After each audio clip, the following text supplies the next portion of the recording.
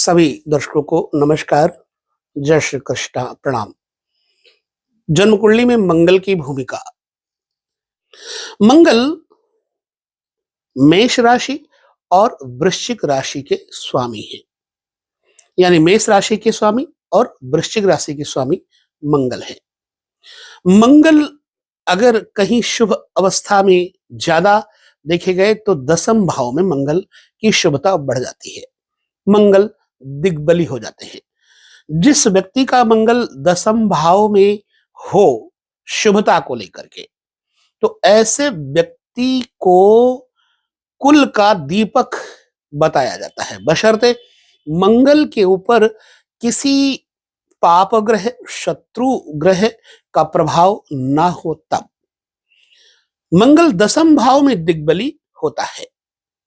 शासन सत्ता, police department और मिलिट्री इत्यादि की तरफ मंगल जातक को प्रेषित करता है। और मंगल के शुभ होने पर जातक में विशेष साहस, ऊर्जा, क्योंकि मंगल एक विद्युत कांति देने वाला ग्रह है। मंगल हमारे शरीर में जो त्वचा के अंदर मज्जा होती है, मांस पिंड होते हैं, उनमें मंगल का प्रभाव सिंचन करने का होता है। यदि मंगल आपके कुंडली में शुभ है तो आपके जीवन में भूमि, मकान और विशेष तौर से छोटे भाई बहनों का प्यार मिलता रहेगा।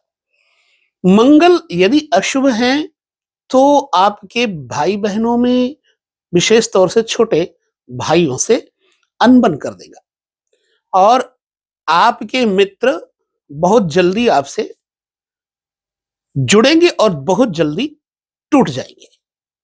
ऐसी अवस्था में मंगल को हम समझें और मंगल को समझ के ठीक करने का भी उपाय करें। तो इसी संदर्भ को लेकर के हम जब चर्चा कर रहे हैं तो हमें समझना होगा मंगल की अशुभता और मंगल की शुभता को। जन्म कुंडली अगर आपके पास है तो अच्छा है।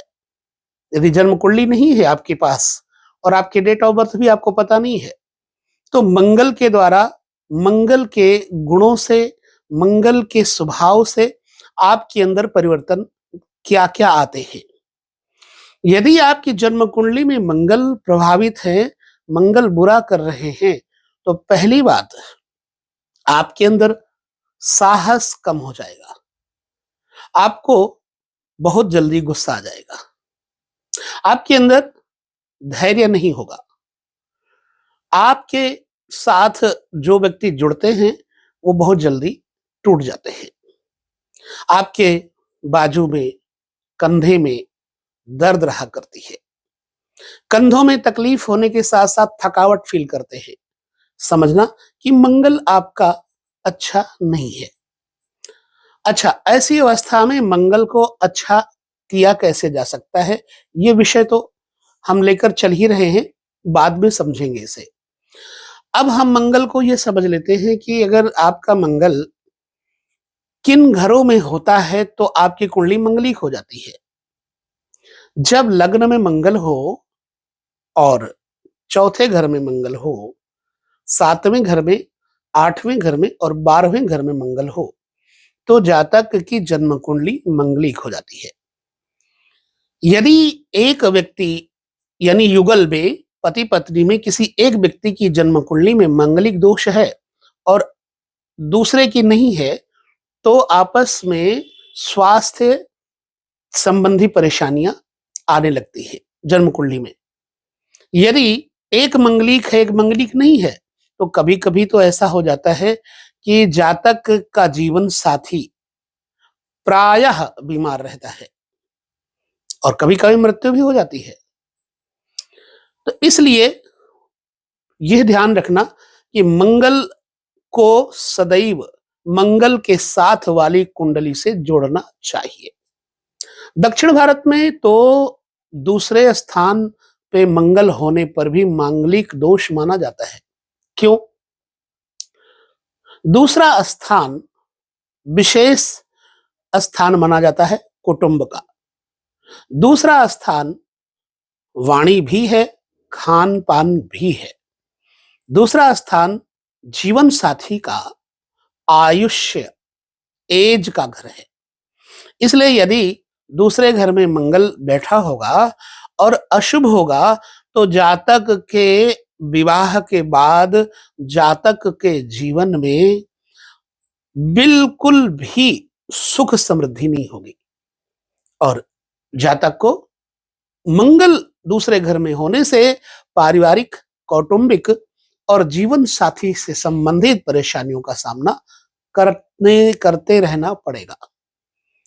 ठीक है, तो जिन लोगों का मंगल प्रभावित है उनमें साहस की कमी, धैर्य की कमी, आलस्य की बढ़ोतरी इत्यादि है, तो करना क्या चाहिए? ऐसी अवस्था को समझना होगा हमें, इसको मजबूत करना होगा। आपको अपने मंगल की कड़वाहट को मिटाना होगा, मंगल को मीठा करना होगा। इसके लिए विशेष तौर से मंगलवार के दिन आपको कुछ उपाय लेने चाहिए, टिप्स लेने चाहिए। मंगलवार के दिन एक तो सुंदरकांड का पाठ कर सके तो बड़ा अच्छा है, और कर सकने में कोई समस्या भी नहीं है। आधा पौना घंटा लगता है। बढ़िया एक जोड़ा पान मीठा लगवा करके साथ में एक नारियल मौली बांध ले, कलावा बांध ले, और 5 सिंदूर के तिलक लगा दे नारियल में। 9 लड्डू ले लें, दीपक जला लें, धूप इत्यादि जला लें और सुंदरकांड का पाठ करें। आप देखिएगा आपके छोटे भाई बहनों में आपके साथ पारस्परिक प्रेम संबंध स्थापित होने लग जाएगा। आपके अंदर ऊर्जा आने लग जाएगी, आपके अंदर शक्ति और सामर्थ्य प्रबल आने लग जाएगा। एक तो ये उपाय हो गया। दूसरा, तांबे का कड़ा ले ले, तांबे का चूड़ा बोलते हैं उसको, वो ले ले और उसको पानी में उबाल ले, गर्म पानी में उबाल ले, थोड़ा सिंदूर डाल ले। उबालने के बाद उसे ठंडा हो जाने दें। ठीक है, उसके बाद उस कड़े को आप अपने कलाई में धारण कर लें। आपका मंगल आपके साहस और धैर्य को बढ़ाएगा। यदि आप व्यापार से पीड़ित हैं, कारोबार नहीं चल रहा है, मंगल के कारण आपके साथ कोई जुड़ ही नहीं पाता है, तो ये उपचार करने से आपका मंगल एकदम से व्यापार को बढ़ा देगा। चलिए, एक ये हो गया। तीसरा, जब आप सुंदरकांड का पाठ करते हैं तो अच्छा है। यदि आप सुंदरकांड का पाठ की अपेक्षा और कुछ पावर बढ़ाना चाहते हैं, मान लीजिए सरकारी नौकरी के लिए आपको पावर चाहिए, या आप अपनी परेशानियों से मुक्त नहीं हो पा रहे हैं, तो सुंदरकांड के बजाय आपको हनुमान चालीसा 100 बार पढ़ना चाहिए, क्योंकि लिखा हुआ है, जो शतबार पाठ कर कोई, छूटे ही बंदी महासुख होई। अब 100 हनुमान चालीसा बूंदी लड्डू या फिर बूंदी रख के हनुमान जी का पाठ करें, नारियल रखें साथ में, और जब 100 हनुमान चालीसा पाठ हो जाए तो प्रसाद पहले स्वयं न खाएं। वो नारियल ले जाकर के हनुमान जी के मंदिर में अर्पण कर दें, और प्रसाद अपने छोटे भाई बहनों में, आस पड़ोस में, यदि कोई है आपके साथ, बैर विरोध नहीं है, तो उसे बांट करके फिर आपके जीवन को बहुत ज्यादा सकारात्मक ऊर्जा मिलनी शुरू हो जाएगी। यदि आप के अगल बगल वाले नहीं आपके साथ जुड़े हैं, तो किसी मंदिर में ये क्रिया आप कर सकते हैं। हनुमान जी के मंदिर में बैठ के 100 बार हनुमान चालीसा पढ़ें और बूंदी लड्डू प्रसाद वहां बांट दें। छोटे भाई बहनों में विशेष तौर से यह प्रसाद यदि आप बांटते हैं तो आपका मंगल आपको पावर देने लगता है।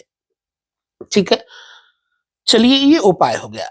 चौथा उपाय, मंगलवार के दिन गुड़ वाला जल, गुड़ वाला पानी ले लें, यानी गुड़ का शरबत बना लें।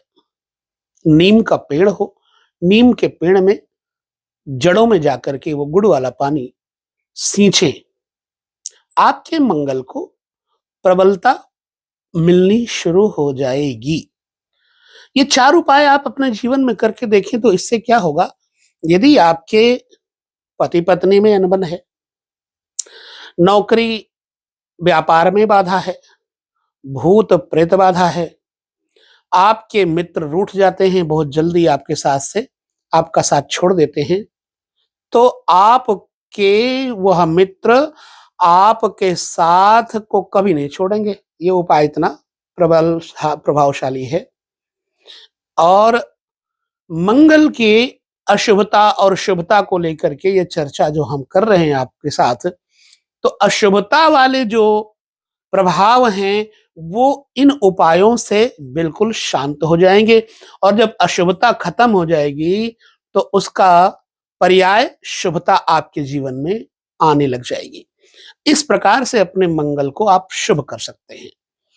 क्या तीसरे घर को मंगल जागृत करने के लिए ही ये उपाय है? नहीं।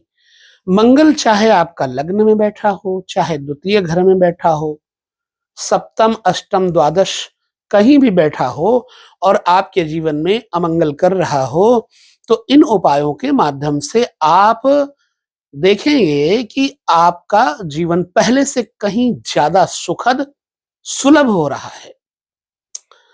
तो मंगल से हमें ऊर्जा इस प्रकार से लेनी चाहिए। वीडियो का यह संदर्भ सिर्फ मंगल के इस उपाय को लेकर के रहा। मैं आपको बता दूं, मंगल जब अशुभ होगा तो इस उपाय के द्वारा आपका मंगल शुभ हो जाएगा। तो इतना ही करने के बाद आप हमें बताएंगे कि कैसा आपके साथ जीवन में मंगल का असर प्रारंभ हो चुका है। बस वीडियो में यही लेते हैं विदा। अगले वीडियो में पुनः मिलेंगे। तब तक नमस्कार, जय श्री कृष्ण, प्रणाम।